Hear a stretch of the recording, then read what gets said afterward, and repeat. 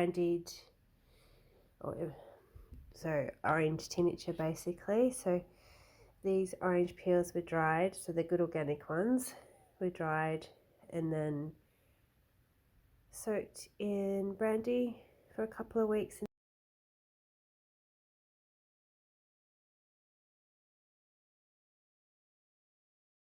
the sun. Then this morning, it's been actually 2 weeks today, I've taken them out of the bottle and put them through here. This is the brandy tincture, orange brandy tincture. It smells amazing. So I'm about to, once that just drops out a little bit, I'll pour it back in the bottle.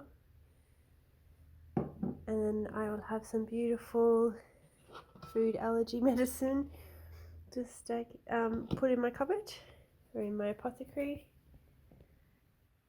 So that was 700 mils of brandy, and we've already been, because we didn't have any left, so we've already probably drunk, well, might be not too much, 20, 30 mils of it, because I do it in drop dosages.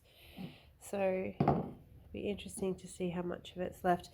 And with this one, I'm going to try this time what's left over. I'm going to honey them, so cover them in honey, which I always have huge amounts of honey, so I do lots of medicine with it. Cover them in honey and then dry them again, and they can be little sort of brandied candied orange strips. Wish you could smell it. It's just beautiful. You can see the thickness in there.